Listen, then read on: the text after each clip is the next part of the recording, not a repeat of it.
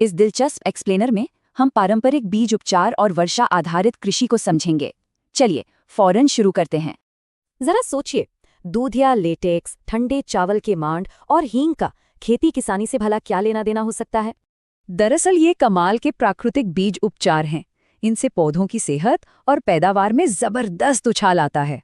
मूंगफली को ही लें, अच्छी फसल के लिए बीजों को भिगोने और सुखाने का ये सटीक समय चक्र एकदम जरूरी है। बीजों को छाया में सुखाकर राइजोबियम से उपचारित किया जाता है। इसके 1-2 दिन के भीतर ही बुवाई होती है। ये देसी नुस्खे कमाल हैं। हींग का घोल झुलसा रोग रोकता है और दूधिया लेटेक्स बीजों को कीटों से बचाता है।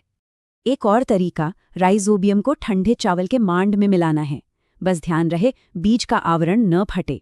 बीजों को जीवामृतम, अमृत करेसल या पंचगव्य में 4 से 6 घंटे तक भिगोकर भी तैयार किया जा सकता है। केरल में नारियल के बीजों को अंकुरित करने का एक बेहद आसान और गजब का तरीका अपनाया जाता है। बीजों को सिंचाई वाले कुएं में तैरने दें और देखिए 1 महीने के भीतर ही वे अंकुरित हो जाएंगे।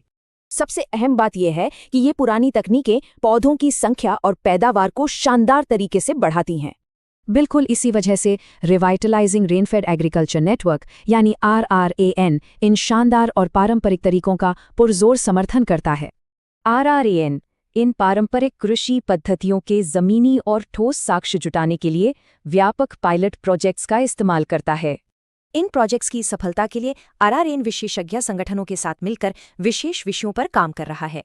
Centre for Indian knowledge systems या CIKS बीज प्रणालियों के लिए मुख्य नोडल एंकर की अहम भूमिका निभाता है। CIKS प्राकृतिक उत्पादों पर विस्तृत गाइडबुक छापता है, जिससे समुदाय प्रबंधित बीज प्रणालियों की क्षमता को मजबूत किया जा सके।